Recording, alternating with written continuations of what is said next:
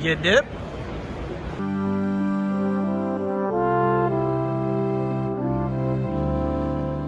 What is going on, everyone? MikeO back doing my September 2022 Philly show recap.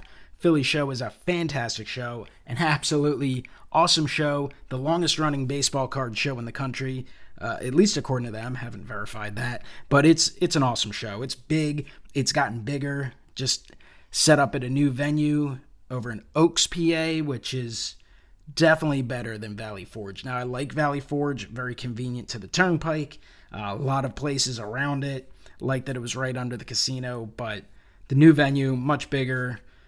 Parking, still kind of an issue, but you can definitely get a spot. You just might have to walk a little bit, but the venue itself is just more spacious and much, much better. They run it 3 times a year, so it's great, and I definitely enjoy it every time and look forward to it. I look forward to the December show coming up December 2nd to 4th. It's going to be hard for me to make it, but I should be able to make it work either Friday or Saturday for that show. Probably won't be able to do multiple days, though. Anyway, always like looking for cards and having a good time there, but also, one of the things you look forward to is meeting up with members of the community, and was able to do that again. Ed Wesker Griff, got to hang out with him for a few hours. Daniel 4619, which is Ty, who's a longtime YouTuber, got to meet up and hang out with him as well. Of course, Andrew, Nuff Said Cards, and his friend Tony. Awesome to hang out with Andrew all the time. I get to see him at the National, but definitely get to spend a little more time at the Philly show and, just see his eye for amazing, amazing cards.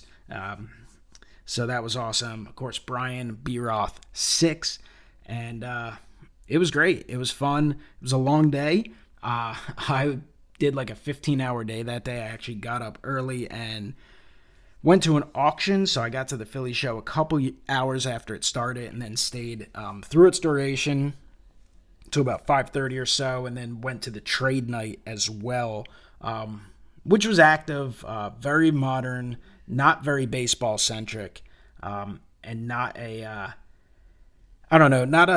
lot of activity with trades. There was definitely some, but a lot of selling going on. I was able to move a few things, but it was a lot of people seeking that high-end stuff, trying to ball and stuff, so it was all right. But the Philly show itself was fun. I certainly wish I was able to get there for multiple days, or maybe those extra couple hours would have helped, because there was a lot to see, and I did not get to see the entire show. I got to see the majority of it. Definitely a lot of ultra-modern stuff, a lot of slab stuff, raw stuff, some bargain boxes, a lot of vintage, a little more pre-war than I was expecting. And some of the tables I had to move quickly, but I saw some stuff that I would like to have looked at again and maybe done a little more research price-wise, maybe even, gotten to negotiate a little bit, but hopefully I'll be able to do that in December. Anyway, I think it's time to show off some of the stuff I picked up. Not many cards at all, mostly kind of oddball stuff, a lot of Philly-issued stuff, a lot of things I didn't have in the collection that I wanted to add to the Phillies PC. So that's what I really focused on. The things that either aren't practical to buy on eBay or you just don't see often on eBay. So that's what I picked up for the most part.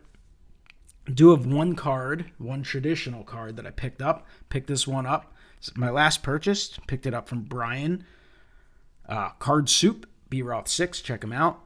And I picked up a Frank Robinson rookie card I've been looking for a long time. I've looked at a lot at the National and Philly shows and online. Just never pulled the trigger on one.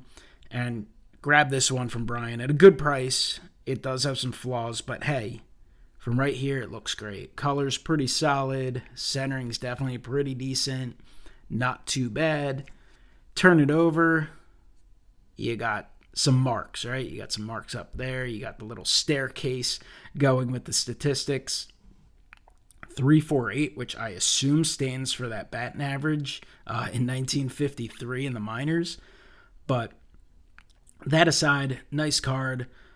Brian moved it for 40% off his asking price, so cannot complain about that. One of those things that, hey, fits the collection for now. I can say I have a Frank Robinson rookie.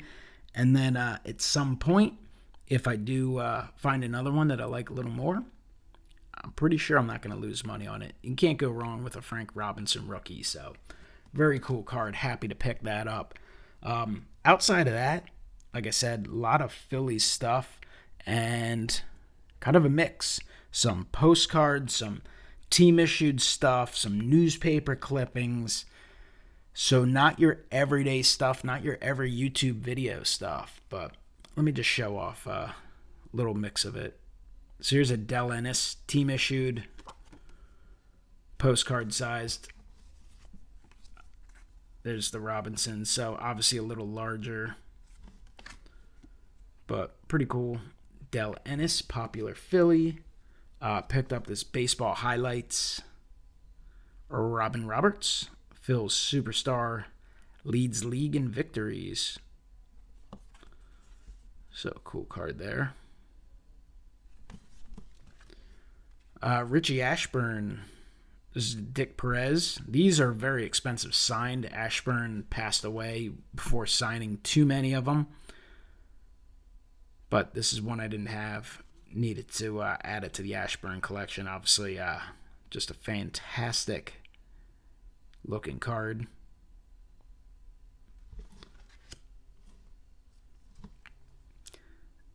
Here's some cutouts. I think this one, I forget now offhand. I'm certainly not an expert on these. This is Stan Lapata. I believe these are from the Philadelphia Bulletin.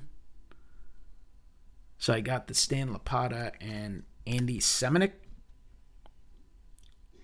Unfortunately, I don't believe any of the grading companies will slab these, but it would be sweet if they did. 1952 Dairy Council, Kurt Simmons. One of the Whiz Kids.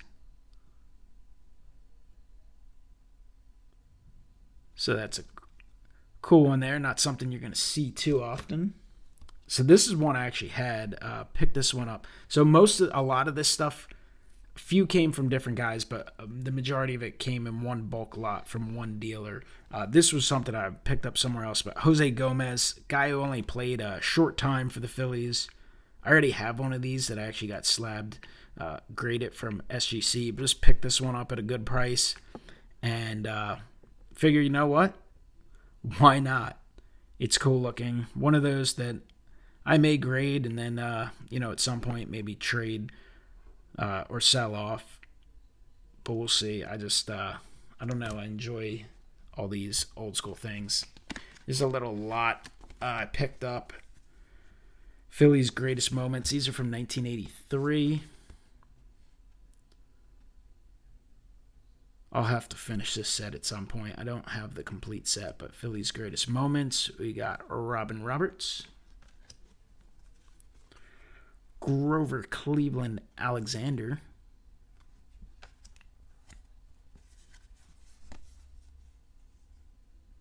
Chris Short, Kurt Simmons, and Jim Bunning. And their postcards, you could use them. Published by Perez Steel. Here's actually the checklist. So I guess there's 26 of them.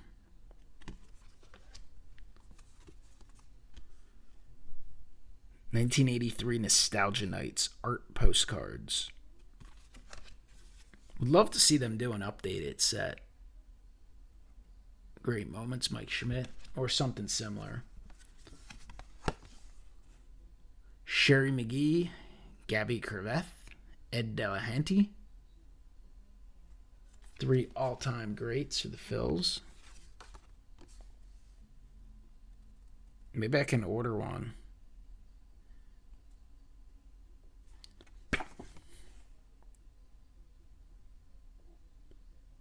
Got some little Q&As there.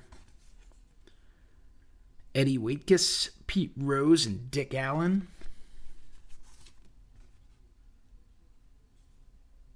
Jim Bunning and Tony Taylor. I think the rest are all those question and answer cards.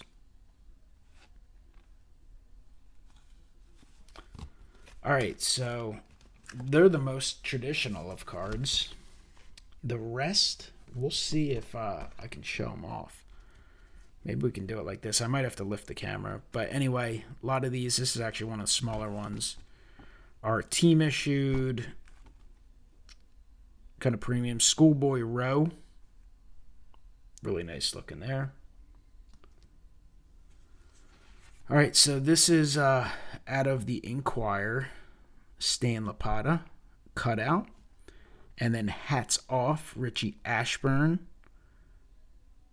They did a run of these. I think it was like 5 or 6, but as you can see, just cut out of a newspaper. Check out that old box score, Chicago and New York.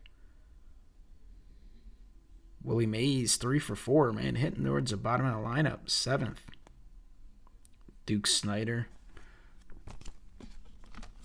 But just some good information about Richie Ashburn. Just to me, neat items to add to the Phil's collection that you don't see every day.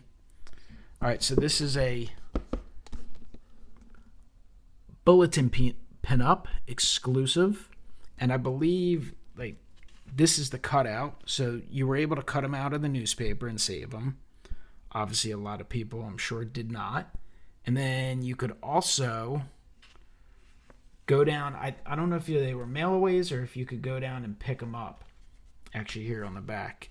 Photo number 2, the Bulletin Pinup Series of Phillies players. These individual autographed pictures of whiz kids suitable for scrapbook mounting are appearing exclusive. The Evening and Sunday Bulletin. Tomorrow, Richie Ashburn. So they were cut out, obviously not autographed, but they did feature a facsimile signature. But you were able to go down and either to the newspaper or maybe through mail. I think it was physically going to the newspaper to get a premium. So this is Russ Meyer. And obviously, instead of the paper cutout, a glossy printout. Here's a cool Richie Ashburn from Baseball Monthly. Premium.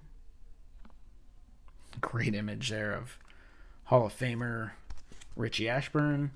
And here is a Rip Rapolsky team issue.